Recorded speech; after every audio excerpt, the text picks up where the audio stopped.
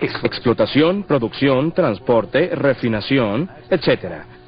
Y en contraprestación, estos países recibían cierta cantidad de dinero en regalías e impuestos. Pero, a todas cuentas, estas sumas eran completamente ridículas. Entre las dos guerras, las grandes competían vigorosamente entre ellas, cada una consolidando su poder, y con mayor razón, luego que los años de abundancia, después de la escasez de los años de guerra, causaron que los precios colapsaran.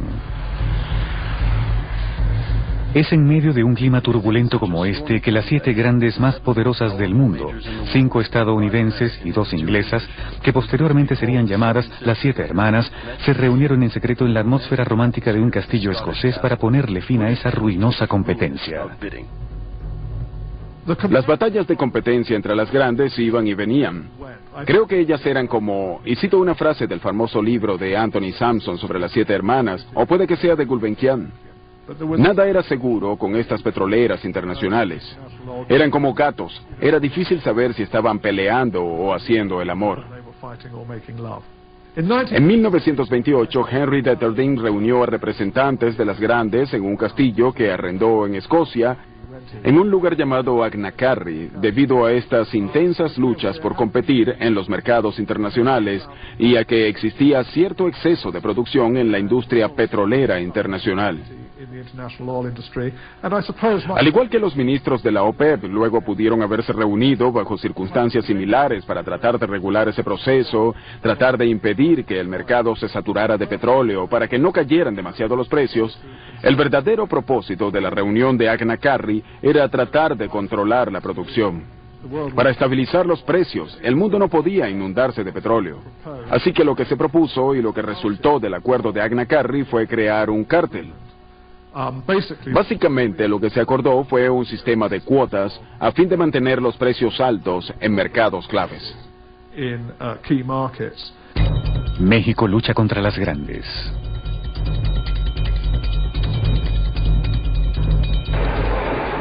Durante las décadas siguientes, los países del sur intentaron librarse más o menos exitosamente del control de las 7 hermanas. El primero en intentarlo fue México. Este país estaba bajo fuerte influencia estadounidense, pero tenía una larga tradición revolucionaria.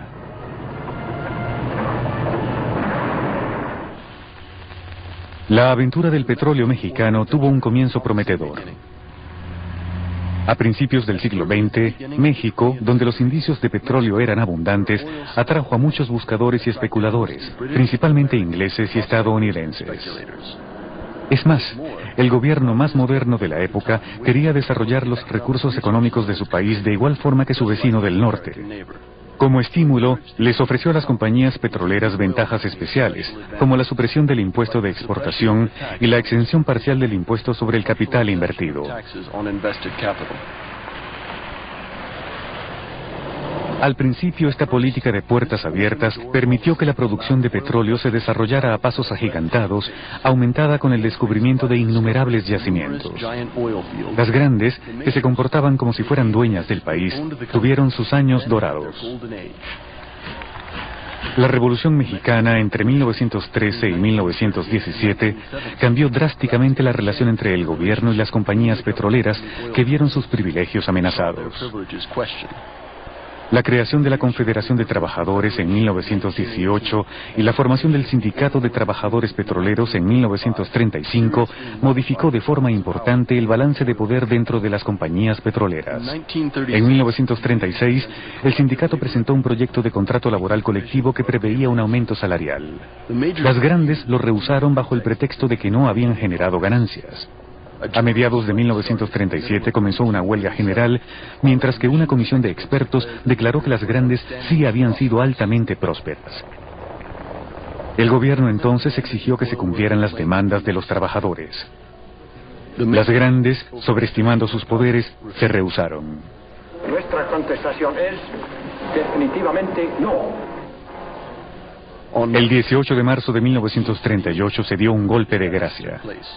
Lázaro Cárdenas, presidente de México y figura clave del Partido Revolucionario Institucional, en un discurso famoso y memorable, decretó la nacionalización de las 17 compañías extranjeras anglo-estadounidenses que controlaban la industria petrolera del país. Por causa de utilidad pública y a favor de la nación, se declaran expropiados la maquinaria, secciones, edificios, oleoductos, refinerías, vías de comunicación, embarcaciones y todos los demás bienes de las compañías petroleras.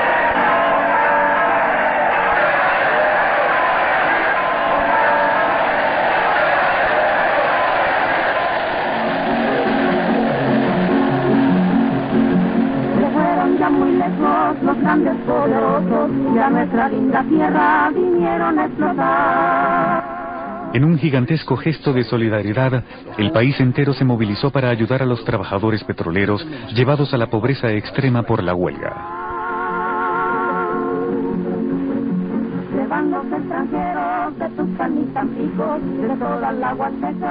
La compañía nacional Pemex reemplazó a las compañías extranjeras, pero México tuvo que pagar caro por su decisión. Las transnacionales afectadas tomaron retaliaciones, retiraron sus equipos técnicos e impusieron un boicot a la exportación del crudo mexicano. Al mismo tiempo se volcaron hacia Venezuela, que era más complaciente en ese momento.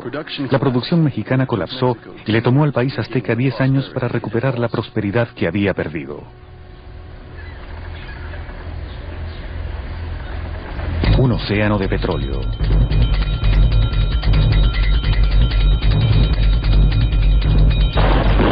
Desafortunadamente, los ecos de la victoria de México sobre las grandes pronto serían silenciados por el rugir de sables retumbando por toda Europa debido al crecimiento del fascismo.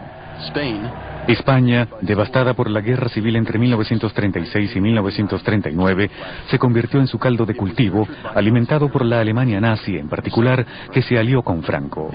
Su Legión del Cóndor experimentó con una técnica nueva de bombardeo sobre Guernica. Este trágico episodio fue el preludio del uso masivo de fuerzas mecanizadas y aéreas durante la Segunda Guerra Mundial.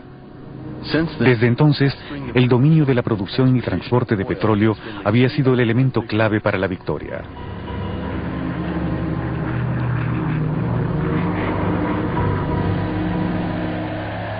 A pesar de su impresionante despliegue de poderío militar, Alemania siempre estaba en necesidad de petróleo. A mi parecer, creo que es correcto el argumento de que la ventaja decisiva de los aliados en la Segunda Guerra Mundial fue el acceso que tuvieron a grandes cantidades de combustible de aviación de alto octanaje. Los alemanes en Europa no tenían tal combustible. De hecho, a mediados de la Segunda Guerra Mundial estaban usando combustibles sintéticos, hechos con mano de obra esclavizada, mientras que Estados Unidos en ese momento tenía una cantidad ilimitada de petróleo y capacidad de refinación para convertir el crudo en combustible de aviación de alta eficiencia. Esto resultó vital en los cielos de Europa durante la Segunda Guerra Mundial. La necesidad de Alemania de suministros de petróleo fue una de las razones secretas de firmar el Pacto Germano-Soviético en septiembre de 1939. Una de las cláusulas preveía el suministro de grandes cantidades de petróleo por parte de la Unión Soviética a la Alemania nazi. Hasta 1941, cuando se rompió el pacto, 900.000 toneladas de petróleo del mar Caspio alimentaron la guerra alemana en el frente occidental. Luego de la campaña francesa, que concluyó con una abrumadora victoria de Alemania contra Francia, 3 semanas después los alemanes tuvieron que enfrentar una resistencia inesperada de los ingleses que los llevó a una guerra aérea y marítima ruinosamente costosa en combustible. A pesar de su derrota en el frente occidental y contra todas las expectativas, Hitler atacó el este y envió sus tropas contra la Unión Soviética. De acuerdo con un historiador alemán, la sed alemana de petróleo fue ciertamente la razón principal de invadir Rusia. Cuando Hitler intentó apoderarse de los campos petrolíferos de Bakú, tenía 2 objetivos en mente: despojar a Rusia de su petróleo y destinarlo a su propio ejército para continuar el avance hacia India.